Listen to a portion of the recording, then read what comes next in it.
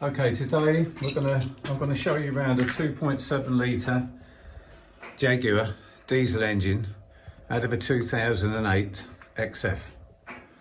I'll show you the timing, how to do the timing first of all, the front cam belt, and then I'll show you how to replace the rear belt on the high pressure fuel pump. Now firstly, you have to get a timing toolkit, which is something like this.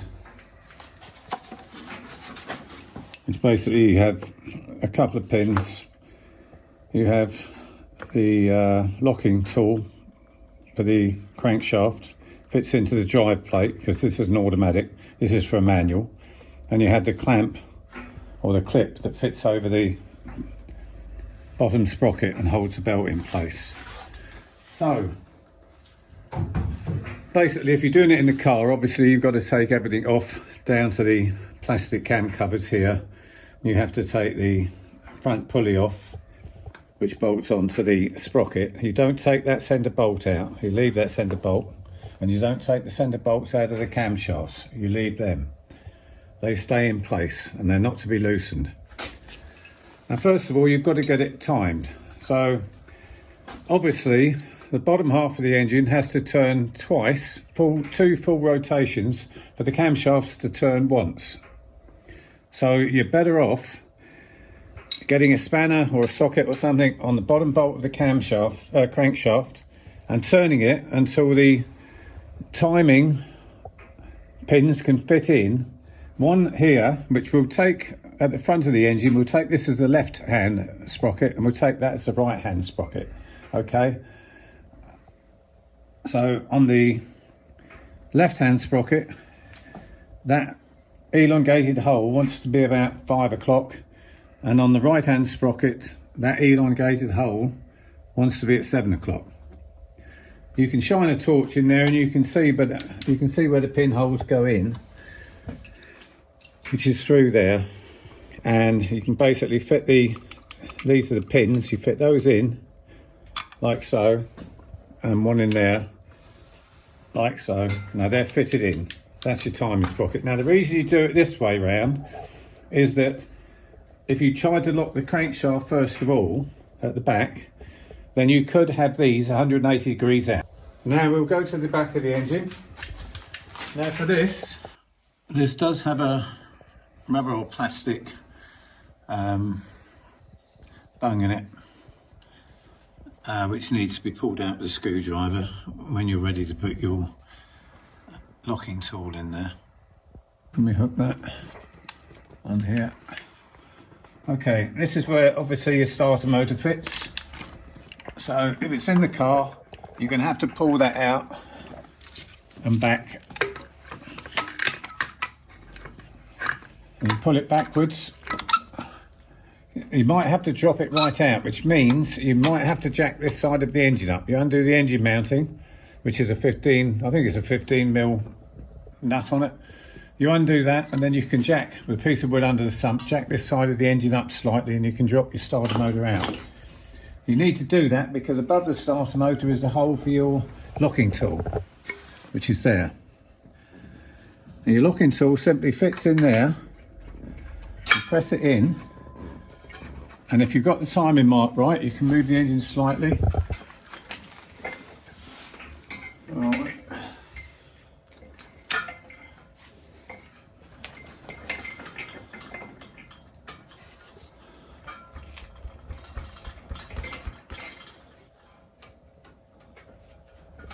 And then that fits in.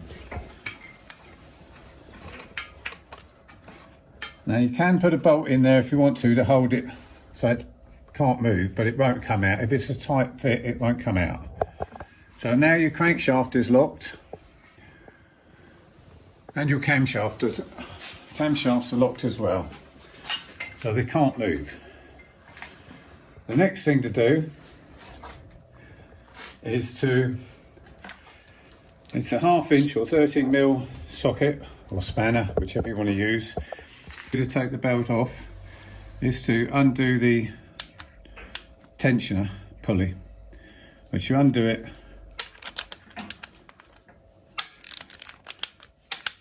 slightly, and you can get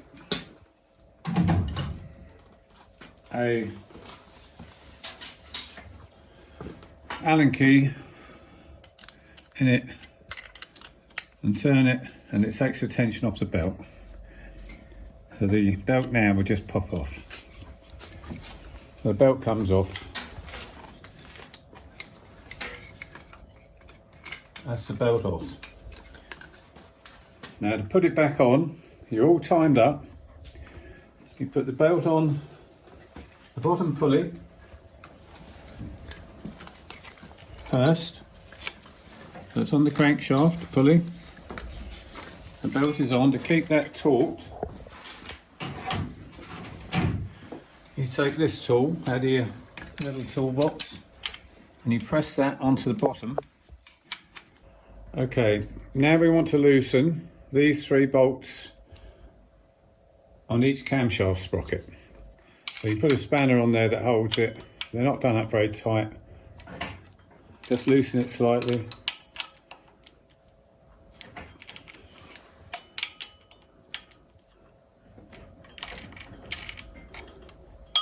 That allows the camshaft sprocket to move.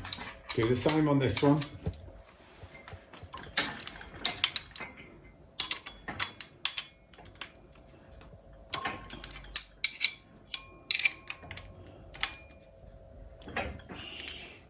Like so. That allows that to move. Now what you do is you fit the clip on the bottom sprocket over the cam belt, so that's on there and it can't move. So it can't jump a tooth or anything, it's on there. Then you can check these to see if these need replacing. If they feel like they're grinding or got some grit in them, or they're not running smoothly, then they probably need replacing, or if they make a noise. It's up to you whether you replace them or not, depending on what your budget is. So what you do then is you turn both camshaft sprockets clockwise. So they go fully clockwise. And the same with this one. So it's fully clockwise. Then you feed your belt over the first idler pulley from the crankshaft. You put it onto the right hand camshaft sprocket,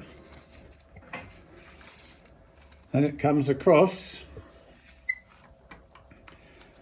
under this pulley over this sprocket, nicely aligned.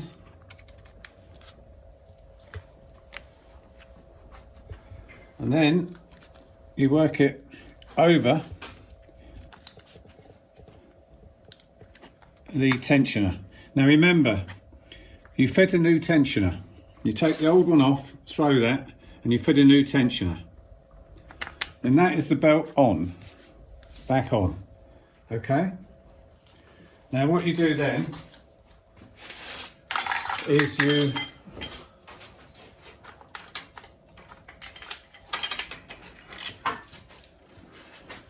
I'll shine the torch on it so you can see it. You have a cutout here. Just do this bolt up slightly so it's not too loose.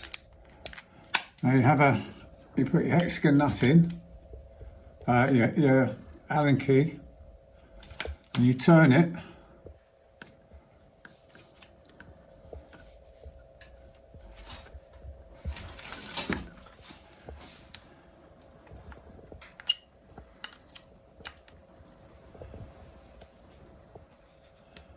Until it turns, until you can see that mark there. That mark disappeared on the casting. That's got to be in the centre of this hole here. So if you let it off, it goes. You get it onto there, and that is the belt tension. Get that mark there on there. That is the belt tension. Then you tighten the nut up.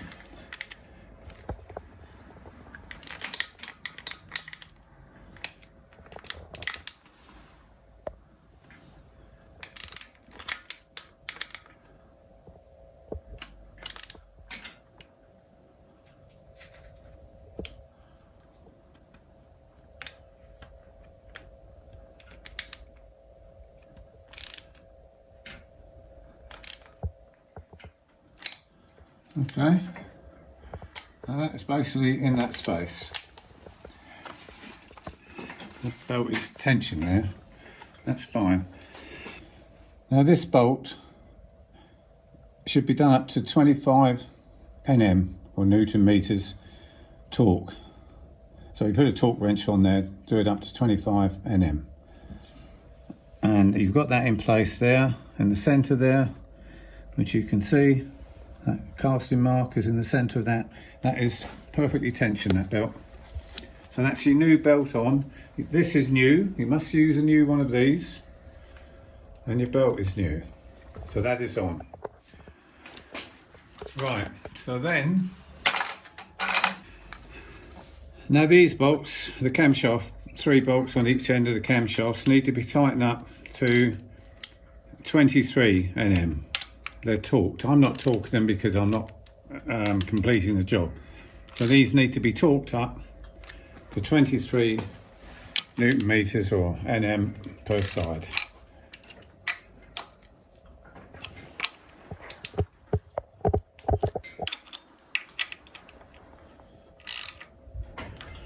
Once they're torqued up, that's basically the job done. Right, then you pull your pins out of that one.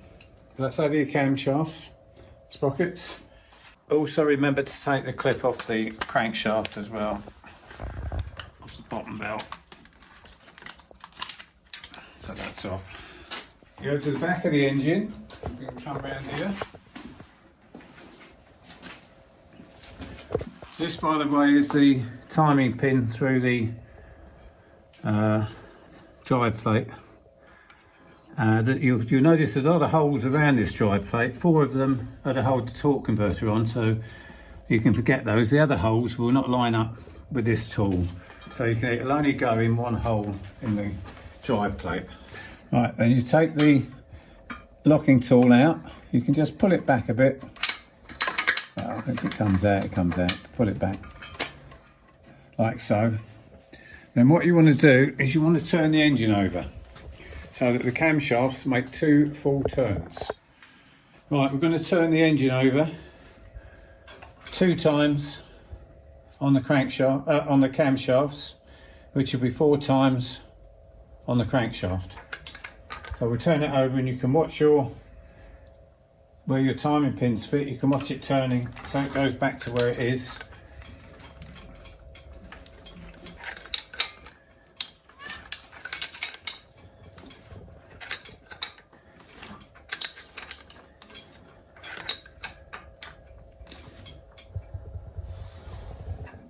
Right.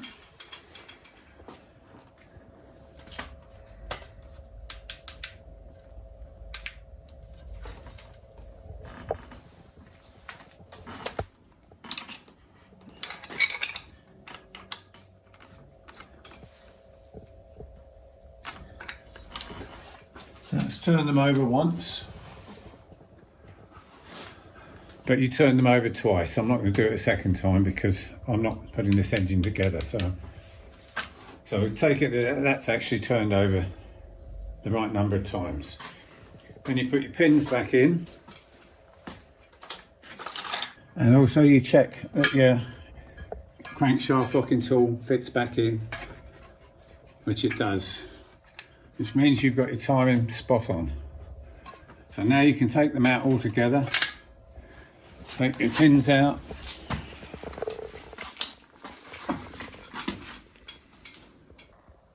yeah, if you're taking the engine apart while it's in the car, then obviously you've got to take off everything around it, and all you want to do is take photographs of it so you know where it goes back, and also mark the items how they come off in sequence. So if you take the first item off, you mark it 1, second item 2, 3, and so on, and then you will know basically in what sequence it all goes back on. The replacement intervals for the camshaft belt is 105,000 miles or 10 years old. That's when Jaguar recommend they be changed. That's for the front belt. This is the first in a series of videos on the 2.7 engine, and thank you for watching.